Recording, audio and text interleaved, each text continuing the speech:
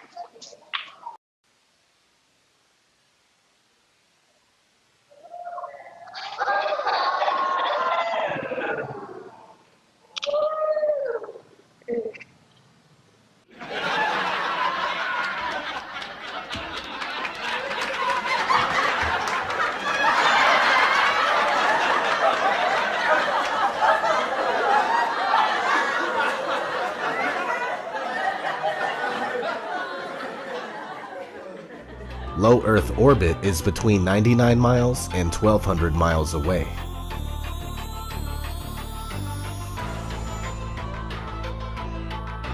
The moon is claimed to be 238,000 miles away. That's a big difference.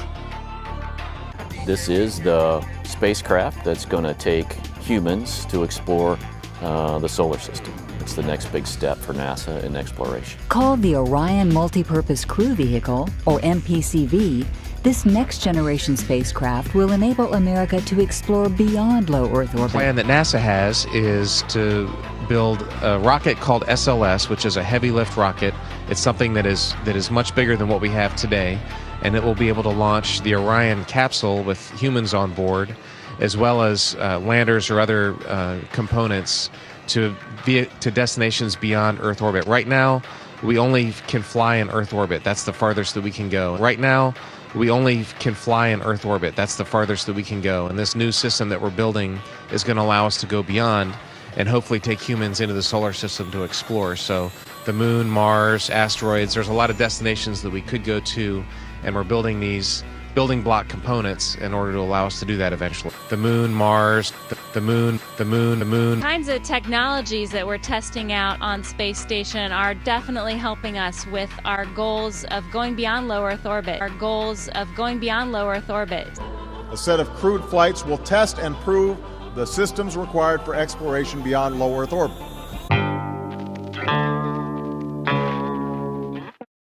It was all recorded on these telemetry tapes. So where is this hard evidence? I haven't seen anything that indicates the telemetry data is even in existence, and as I said, even if we had it, we don't have the machines to play it back. But your own research has shown the telemetry data is missing. That's right.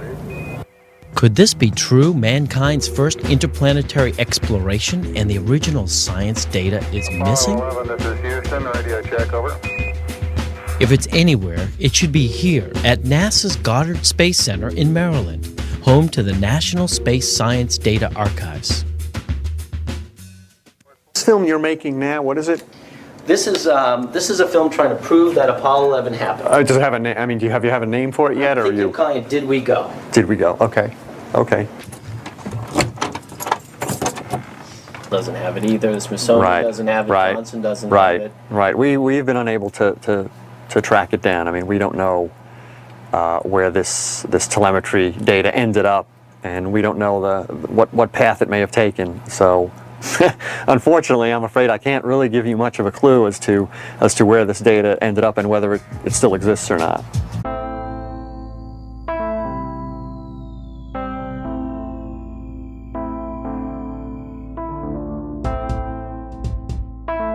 Closer look at the supposed two images provided from NASA of Jupiter. Here's the problem again, 2016, 2014. What's the difference here? Well, the difference is they added the supposed auroras on the north, and this is nothing but a Christmas tree. Give me a break, take a look here. I mean, all the clouds are in the same exact position. Just the 2016 image is a bit, I would say, darker. It's a bit lighter in 2014. Here's a side-by-side. People can't see what's taking place here with NASA.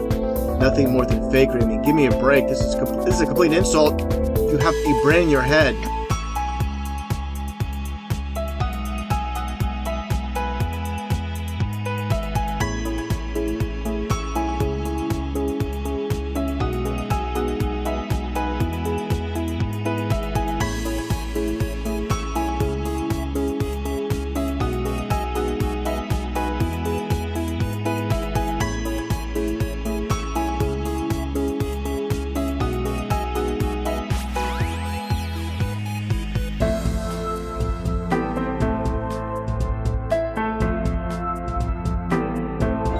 So I keep digging a little bit deeper, and I finally get underneath this cloud cover here, and a few images pop up. And I say, oh, images, what are they? Well, this is what you got, which I'm sure that looks familiar to you, right?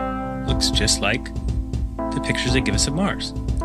So I'm just kind of creeping around here and definitely noticing the same kind of undulation changes and same kind of rock, same kind of dirt. Only thing that's missing is that nice little red tint that they pay somebody $150,000 a year to put on there, right? Whose orange Hummer is this? Okay, that looks like a NASA symbol. Well, let's dig a little further because I can't really see anything on here other than it certainly looks like a NASA symbol. And I can't read that. Tried. Cameras set up, tents, ATVs, food. They've been there a while. It's not a one-day trip. Got their antennas set up out in the middle of nowhere in Greenland. Another ATV, a leveler equipment. So I'll keep kind of going through here and see if it. What the?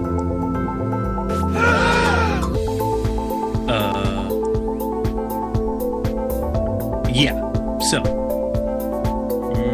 I think I found out where Mars is, guys. It's just about 1,000 miles north of me. Not quite the distance that NASA says. But I can't find anybody who's in charge of this. They must be hiding behind these rocks. Oh no, there they are out in front of everybody. Just standing there.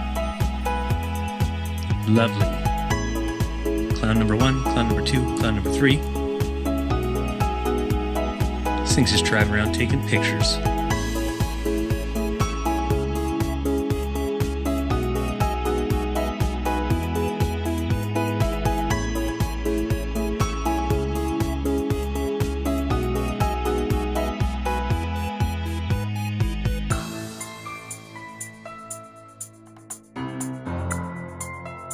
Simmons' job is... It's primarily taking data and making pictures out of it. That's what this is. A composite of data sets from several different instruments translated into a picture.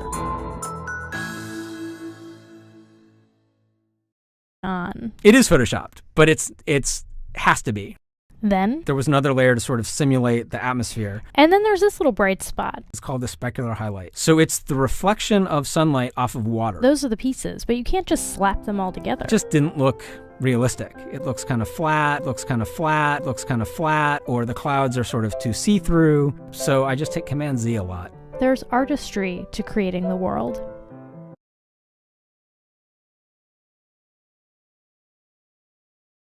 English in reading too much, but I've since grown out of that and I enjoy reading now. And I played a lot of sports. And all of that happened in a little town called York, Maine, across the United States from where we're talking to you right now. Across the United States from where we're talking to you right now. Across the United States from where we're talking to you right now.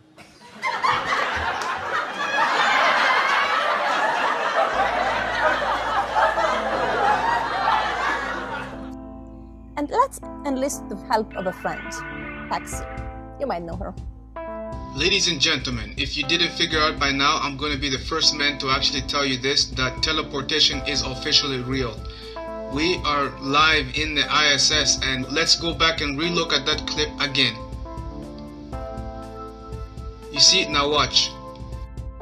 Oh, wait. See, this, ladies and gentlemen, should let you know that this is only done through the usage of chroma key. This is chroma key technology. This is green screen or blue screen technology. That's what is being utilized here. This is simply virtual reality that is actually being fed to you, and you're taking this virtual reality, making it the reality. When in fact, all this is simply just virtual CGI, computer generated images. So you decide for yourself. If we have the technology to build the space station and have people go and live in the space station for months and months at a time, and they are there constantly reporting back to Earth the things that they are finding there, then the question is, why go through all this trouble as far as faking the space station itself? Why go through the trouble of faking these people in space who are supposed to be the astronauts who are in space and have their arms disappear from the screen just like that? Why have that? Why go through all that trouble? So this video is an astronaut explaining the mission. It's not like practice footage or anything. Watch closely.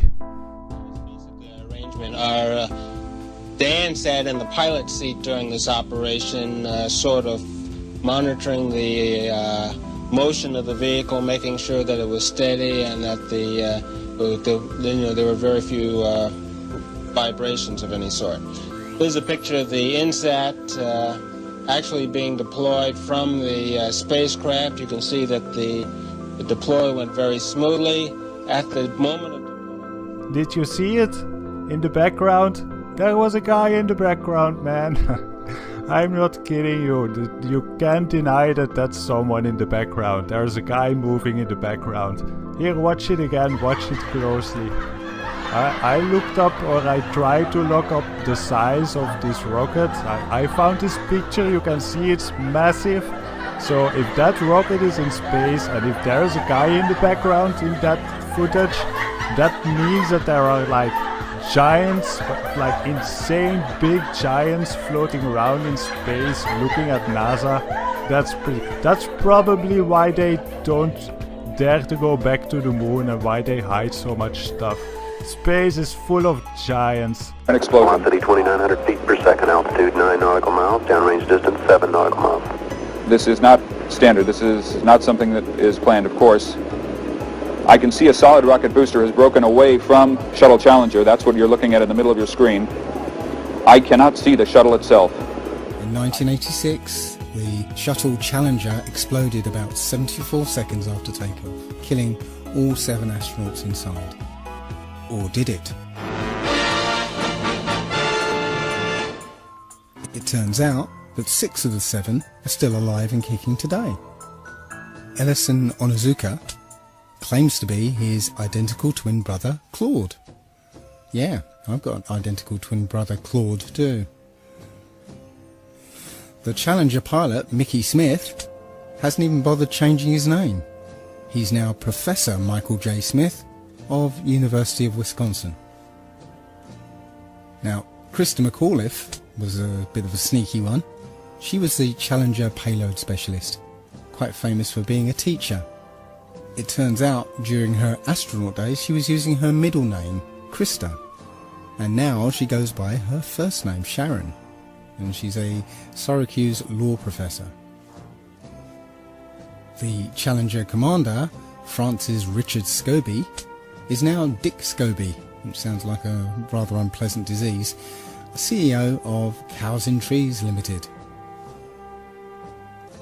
Judith Resnick, the Challenger mission specialist, again hasn't even bothered changing her name. She's a professor at Yale Law. And finally, Ronald McNair, another Challenger mission specialist, claims to be his identical twin brother, Carl McNair.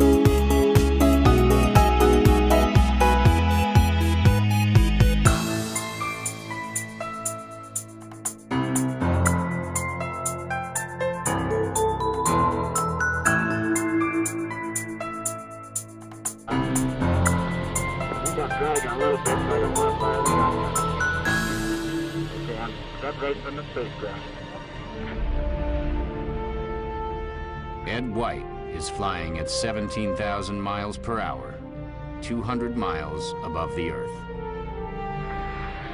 Okay, I'm out. If the spacesuit fails, the difference in pressure will kill him instantly.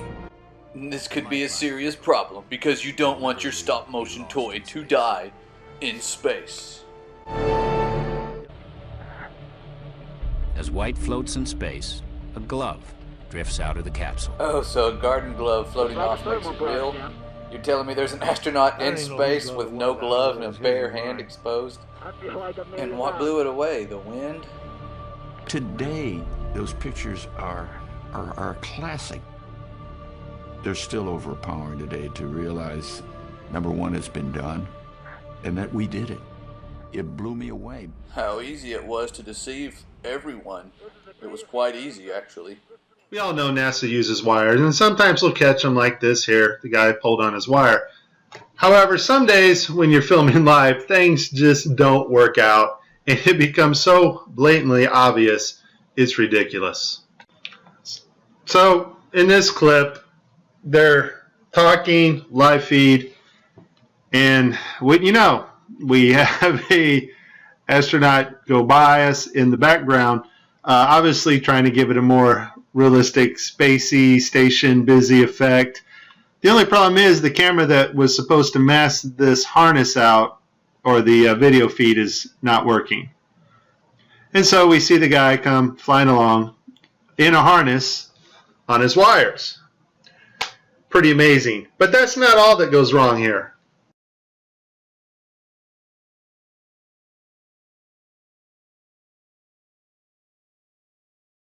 Channel in 3D space. It's virtual reality.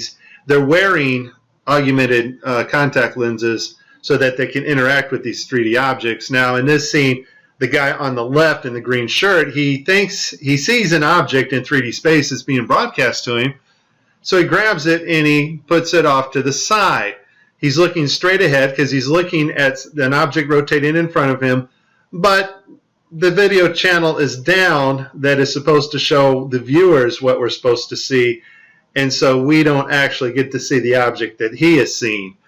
And I would just sum this up as a very terrible, bad, horrible day for NASA doing live feeds. As much fun as this was, there is a time coming when you and I will not be able to tell the difference.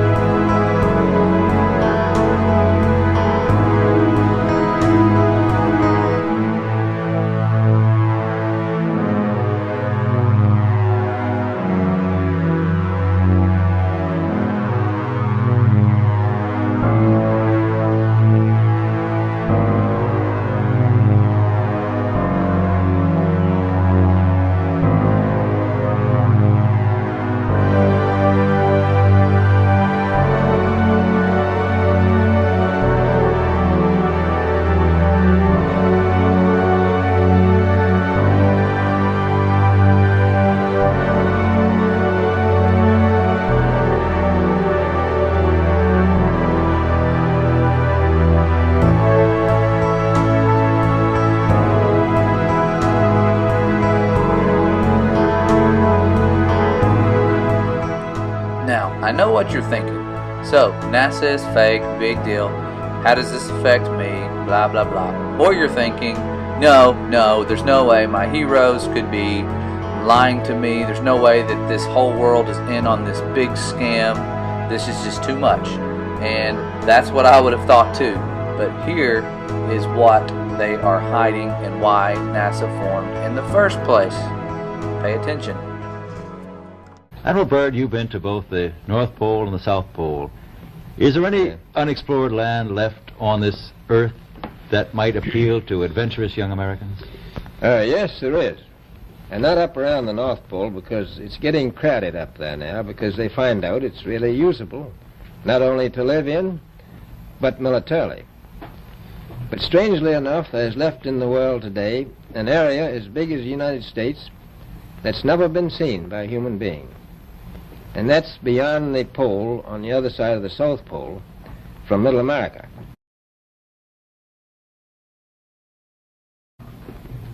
And I think it's quite astonishing that there should be an area as big as that unexplored. That's a tremendous So challenge. there's a lot of adventure left down at the bottom of the world. A number of expeditions that will follow, I think, year after year, at the bottom of the world, because the government has really become interested. I tell you one reason they're interested. It's by far the most valuable, important place left in the world for science. That's why the scientific groups all over the nation are really interested.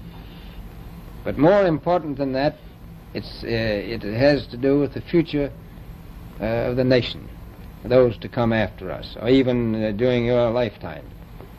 Because it happens to be an untouched reservoir of natural resources. You know, as the world shrinks with an ever-increasing acceleration, far-flung places, once useless, like we thought the North Pole was, and no man's land, become very useful.